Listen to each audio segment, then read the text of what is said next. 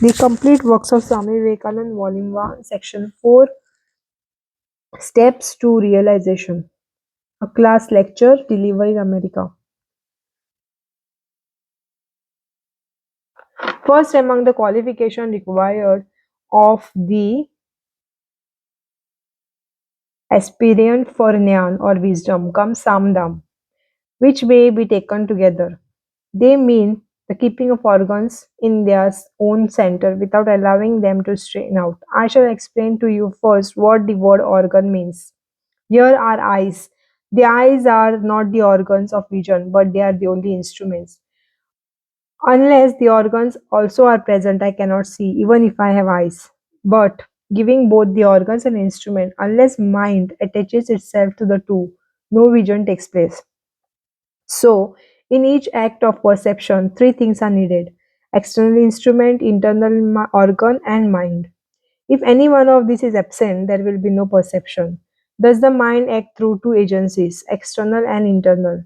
When I see things, my mind goes out, becoming externalized. But when I close my eyes, it begins to think and begin to think. The mind does not go out, it is internally active. But in either case, there is an activity of the organs. When I look at what speak what at you and speak to you, when I look at you and speak to you, both the organs and the instrument are active. When I close my eyes and begin to think, the organs are active but not the instrument. Without the activity of these organs, there will be no thoughts. You will find that none of you can think without some symbols. In the case of blind man, he has also to think through some figures. The organ of sight and hearing are generally very active. You must bear in mind that by the word organ is meant the nerve centers of the brain. The eye and ear are only instrument of seeing and hearing, whereas the organ is inside. If the organ is destroyed by any means, then even after you have eyes and ears, you will be not able to see and hear. So, the order to control the mind, we must able to control the organ first. To restrain the mind from wandering outward and inward, and keep the organ in their respective places, or respective center. It is what meant by the samdam. Sam consists of not allowing the mind to externalize. Dam consists of checking external instrument. Now comes Uparati, which consists of not thinking of things of the senses. Most of our time is spent in thinking about sense objects, things which we have seen or which we have heard, which we shall see or which we shall hear, things which we have eaten and which we are eating or we shall eat, places where we have lived, and so on. We think of them or talk of them most of the time. One who wishes to be Vedantin must give up on this habit. Then comes the next preparation. It is hard task to be a philosopher. So next one is titiksha, the most difficult of all. It is nothing less than the ideal forbearance, that is resist not evil. This requires a little explanation. We may not resist an evil, but at the same time we may feel very miserable. A man may say very harsh things to me, and I may not outwardly hate him for it, may not answer him back, and may restrain myself from apparently getting angry, and may restrain myself from apparently getting angry. But anger and hatred may be there in my mind, and I feel very bad towards that man. That is not resistance. That is not non-resistance. I should be without any feeling of hatred or anger, without any thought of resistance. My mind must then be a calm as if nothing had happened, and only when I have got to that state have I attained the non resistance, and not before. Forbearance of all misery, without even the thought of resisting or driving it out, without even any painful figures or feelings. in the mind or any remorse. This is titiksha. Suppose I do not resist and some great evil comes thereby. If I have titiksha, I should not feel any remorse for not have resisting or registered. When the mind has attained to that state, it has become established in titiksha. People in India do extraordinary things in order to practice this titiksha. They bear tremendous heat or tremendous cold without caring.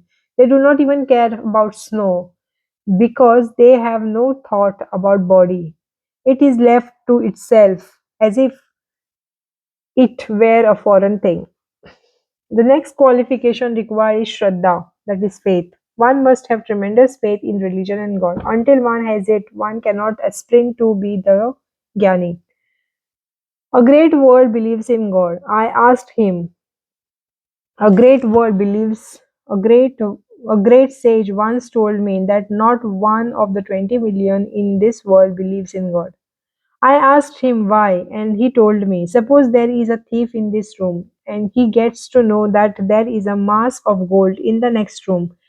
The only thought will in the mind of that thief will be how to how to go to that room. I answered, he will not be sleeping at all. His brain will be active, thinking of some means of getting at the gold, and he will think of nothing else. Then he replied, do you believe that a man could believe in God and not go mad to get him? If a man sincerely believes that there is immense, infinite mine of bliss and that it can be reached, would would not that man and would not that man go mad in his struggle to reach it? Strong faith in God and consequent eagerness to reach Him constitute Shraddha. Then comes Samadhan or constant practice to hold the mind in God. Nothing is done in a day. Religion cannot be swallowed in the form of pills. It requires hard and constant practice. The mind can be conquered only by slow and steady practice. Next is mumukshuta, the intense desire to be free. Those of who have read Edwin Arnold's Light of Asia remembers his translation of the first sermon of Buddha, where Buddha says, you suffer from yourself, none else compile, none other holds you, that you live and die, and whirl upon the wheels, and hugs and kisses. It's spoken of agony, it tries to tear his wave of nothingness. All the misery we have is of our own choosing. Such is our nature. The old Chinaman who having been kept in a prison for 60 years was released on the coronation of the new emperor exclaimed when he came out, he could not leave. He must go back to his horrible dungeon among the rats and mice. He could not bear the light, so he asked them to kill him or send him back to the prison. And he was sent back. Exactly similar is the condition of all men. We run ahead long after all sort of misery and unwilling to be freed from them. Every day we run after pleasure, and before we reach it, we find it is gone. It has slipped through our fingers. Still, we do not cease from our mad pursuit, but on and on we go, blinded fools that we are. In some oil mills in India, bullocks are used that go around and around to grind the oil seed. There is a yoke on the bullock's neck. They have a piece of wood protruding through the yoke, and on that is fastened a whip. of straws. The bullock is blindfolded in such a way that it can only see the straws, and it starts pushing its or stretching its neck to get that straw, and is going on. It's pushing the neck, it's pushing the woods out a little further, and it makes another attempt with the same result, and yet another, and so on. It never catches the straw, but goes round and round in the hope of getting it, and in so doing grinds out the oil. In the same way, you and I, who are born slaves to nature, wealth, and money, wives, children, are always chasing a wisp of straw, a mere chimera, and are going through this innumerable round of lives without obtaining what we seek. A great dream is love. We are all going to love and be loved. We are all going to be happy and never meet with misery. But the more we do go towards happiness, the more we are going it goes away from us. Thus the world is going on, society goes on, and we binded or blinded slaves have to pay for it without knowing. Study your own lives and find how little happiness there is in them, and how little in the truth you have gained in the course of this wild goose chase of the world. Do you remember the story of Solon and Croesus? The king said to the great sage that Asia Minor was the very happy place. And the sage asked him, "Who is the happiest man?" "I have not seen anyone very happy." "Nonsense," said Croesus. "I am the happiest man in the world." "Wait, sir, till the end of your life. Don't be in hurry," replied the sage, and went away.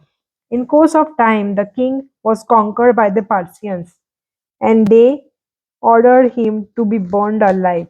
The funeral pyre was prepared, and when a poor Croesus saw it, he cried aloud, "Solon, Solon." On being asked to whom he referred, he told his story, and the Parthian emperor was touched and saved his life. Such is the life story of each one of us. Such is the use is the tremendous power of nature over us. It repeatedly kicks us away, but still we pursue it with feverish excitement. We are always hoping against hope, this chimera, maids, maidens us. We are always hoping for happiness. There was a great king in ancient India who was once asked four questions, of which one was, "What is the most wonderful thing in the world?" And the answer was, "Hope." This is the most wonderful thing. Day and night we see people dying around us, and yet we think we shall not die. We never think that we shall die or we shall suffer. Hope. Again, all the odds, against all the mathematical reasoning, nobody is ever really happy here. If a man is wealthy and have plenty to eat, his digesting system is not good or is not in order. And if the man has good digestive system, he has he have the digestion power of an cormorant. He has nothing to put into his mouth. If he is rich, there are no children. If he is hungry and poor, he has whole regiment of children. Does not does not know what to do with them. Why is it so? Because happiness and misery are the obverse and reverse of the same coin. Are the obverse and reverse of the same coin. We or he who takes happiness must also take misery. We all have this foolish idea that we can have happiness without misery. It has been taken such possession of us that we have no control over the senses. When I was in Boston, a young man came to me and gave me a scrap of paper of which had written a name and address following by his words. All the wealth and all the happiness of the world are yours. And if you only know how to get them, and if you only know how to get them, if you come to me, I will teach you how to get them. Charge $5. He gave me this and said, "What do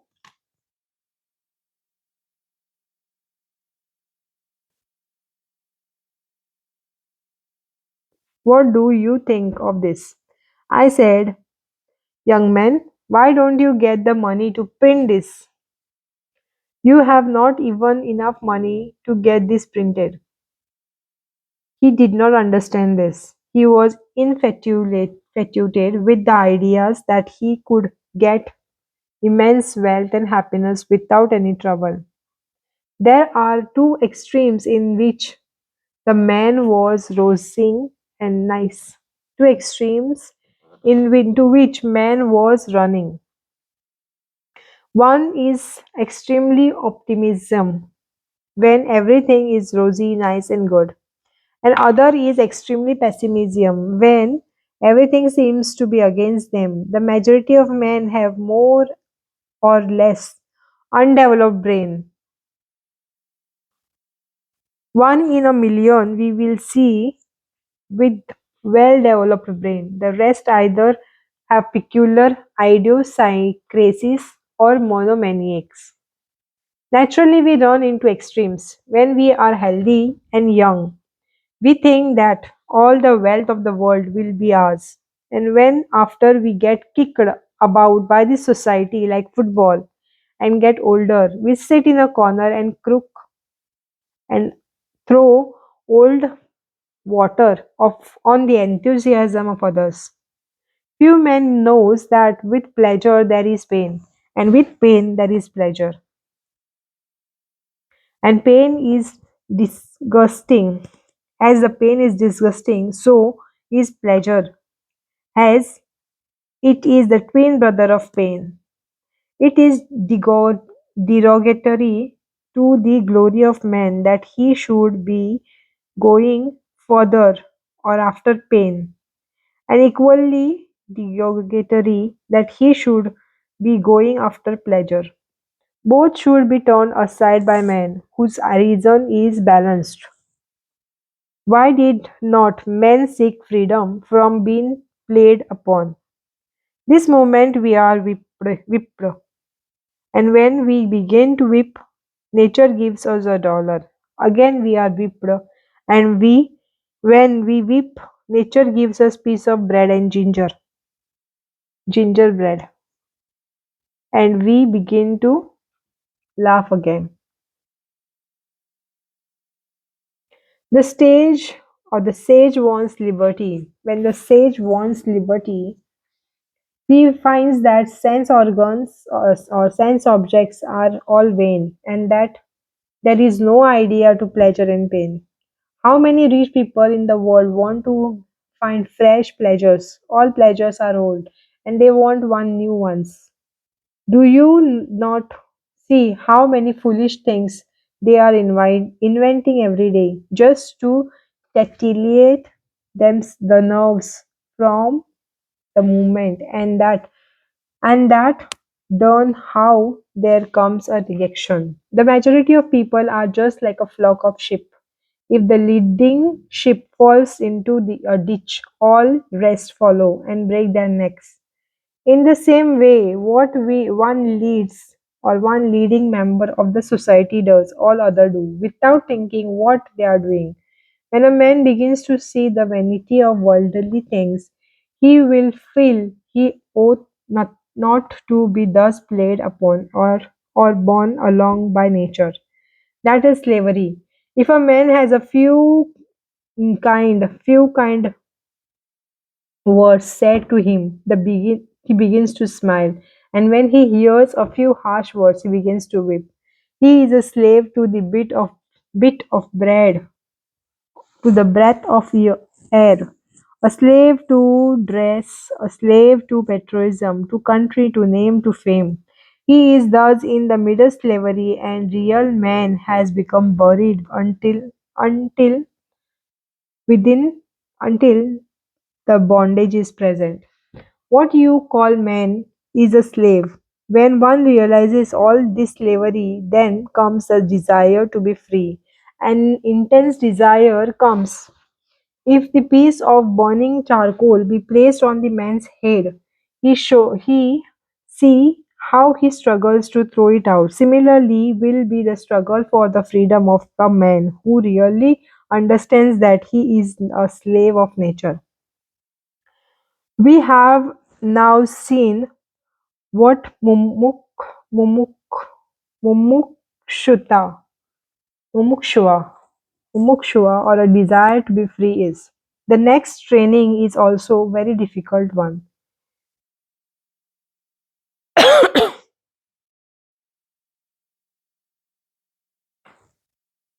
The next training is also very difficult one. Nitya Nitya Vivek. Discriminating between that which is true and that which is untrue, between the eternal and transitory. God alone is eternal, everything else is transitory. Everything dies, the angel dies, man dies, animal dies, earth dies, sun, moon, and stars all dies. Everything undergoes constant change. The mountains of today were the oceans of yesterday, and the oceans of tomorrow, and will be the oceans of tomorrow. Everything is in the state of flux. The whole universe is a mass of change. But there is one who never changes, and that is God. And the never nearer we get to Him, and nearer we get to Him, the less will be the change of us or for us. The less will nature be able to work on us. And when we reach to Him and stand with Him, we shall conquer nature. We shall be master to this phenomena of nature, and they will have no effect on us. You see, if we really have undergone the above discipline, we really do not require anything else in this world. All knowledge is within us. All perfection is there around uh, already in the soul. But this perfection has been covered by the nature. Layer after layer of nature is covering this purified soul. What have we to do? Really, we do not develop our soul at all. What can develop the perfect? We simply take the evil off, and the soul manifests itself in its pristine purity, its nature, inna- innate, innate freedom. Now begins the inquiry. Why is this discipline so necessary? Because religion is not attained through the ears, nor through the eyes, nor yet through the brain. No scriptures can make us religious. We may study all the books that are in the world, yet we may not understand the word of religion of God or of God. We may talk all our lives and yet may not be better for it. We may be the most intellectual people the world ever saw, and yet we may not come to the God at all. On the other hand, have you not seen that irreligious men have been produced from the most intellectual training? It is one of the evils of your Western civilization that you are after intellectual education alone and taken no care of the heart. Makes the only thing makes men 10 times more selfish. That will be your destruction. Let the heart, when there is conflict between the heart and the brain, let the heart be followed because intellect has only one state, reason, and within that intellect world and cannot be beyond.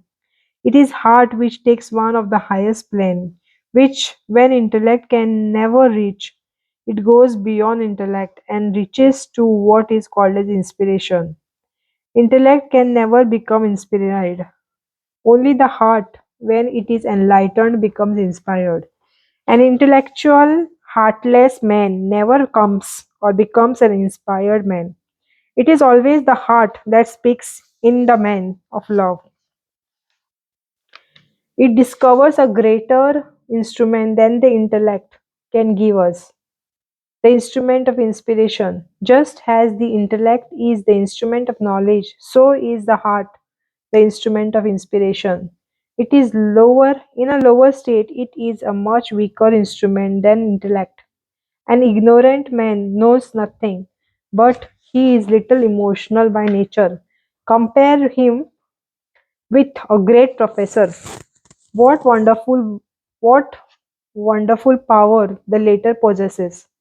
But the professor is bound by his intellect, and he can be devil and the intellect man at the same time. But the man of the heart can never be devil. No man with emotions was ever a devil. Properly cultivate the heart can change. The heart can be changed and will be beyond intellect. It will be changed into inspiration. Man will have to go beyond intellect or in the end.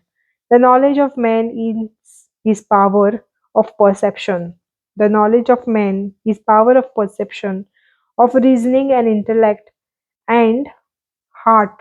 All are busy churning this milk of the world. Out of a long churning comes butter. This butter is God. Man of heart gets the butter, and the buttermilk is left for the intellect. This all these are all preparations for the heart, for that love, for the intense sympathy appertaining, appertaining to the heart. It is not at all necessary to be educated or learned to get God. A sage once told, to kill others one must be equipped with sword and shields, but to commit suicide a needle is sufficient. So, to teach others much intellect and learning are necessary, but not so for your own self illumination. Are you pure? If you are pure, you will reach God. Blessed are the pure in heart, for they shall see God. If you are not pure, you know all the sciences in the world that will not help you to at all. You may be buried in all the books or you read, but that will not be the much use. It is the heart that reaches the goal. Follow the heart. A pure heart sees beyond the intellect. It gets inspired. It knows things that reason can never know. Whenever there is a conflict between a pure heart and the intellect, always side with the pure heart, even if you think that your heart is doing unreasonable.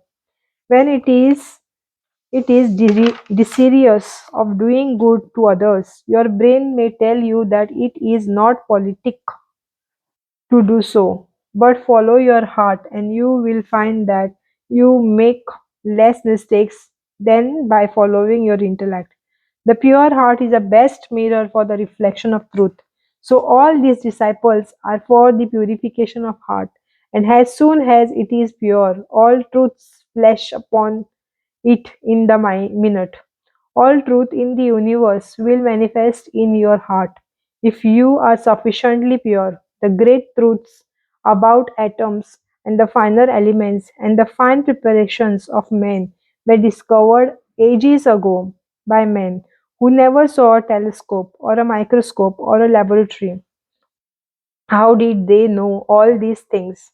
It was through the heart. They purified the heart. It is the opening or it is open to us to do the same today. It is the culture of the heart, really. not that of the intellect that will lessen the misery of the world. Intellect has been cultured with the result that hundreds of sciences have been discovered and their effect has been had. The few have made slaves of the many. That is all the good that has been done. Artificial wants have been created, and every poor man, whether he has money or not, desires to have those wants satisfied, and when he cannot, he struggles and dies in the struggle. This is the result. Through the intellect, it is not the way to solve the problems of misery, but through the heart. If all these vast amount of efforts had been spent in making men purer, gentler, more forbearing, this world would have been thousandfold more happiness than it is today. Always cultivate the heart. Through the heart the Lord speaks, and through the intellect you yourself speak. You remember in the Old Testament where Moses was told, "Take off thy shoe off from off thy feet, for the place whereon thou standest is holy ground." We must always approach the study of religion with the reverent attitude.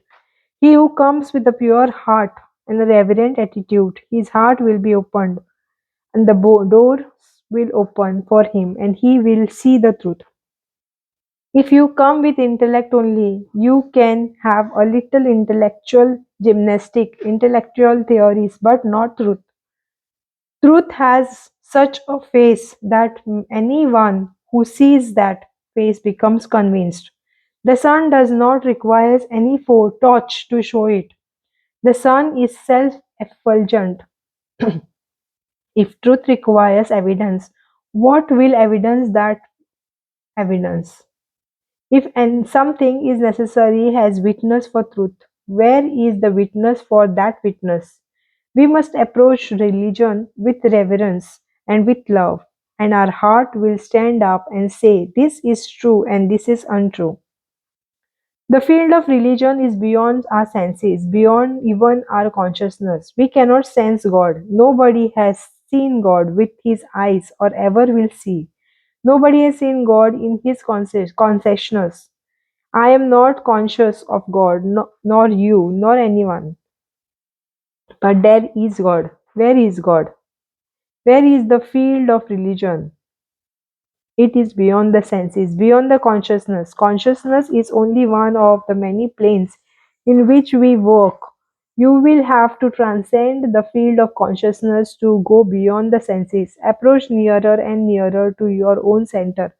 And as you do that, you will approach nearer and nearer to God. What is the proof of God? Direct perception, pratyaksha. The proof of this wall is that I perceive it. God has been perceived that way by thousands before and will be perceived by all who want to perceive Him. But this perception is no sense perception at all. It is super sensuous, superconscious, and all that this training is needed to take us beyond the senses. By means of all sort of past work and bondages, we are being dragging or dragged downwards. This preparation will make us pure and light.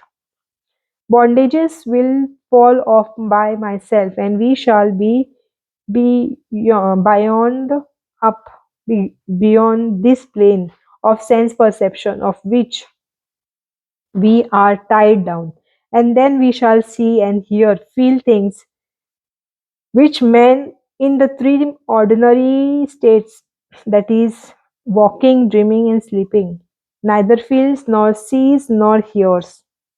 When we shall speak a strange language, as it were, the world will not understand us, because it does not know anything but the senses.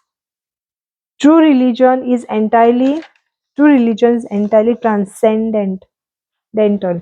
Every being that is in the universe has the potentiality of transcending. the senses. Even the little worm will one day transcend the senses and result reach God. No life will be failure. There is no such thing as failure in the universe. 100 times man will hurt himself, 1,000 times he will be tumbled.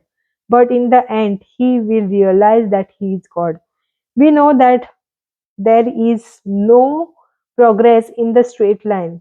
Every soul moves as it were in a circle and will have to complete it. And no soul can go slow, but there will come a time when it will have to go upwards.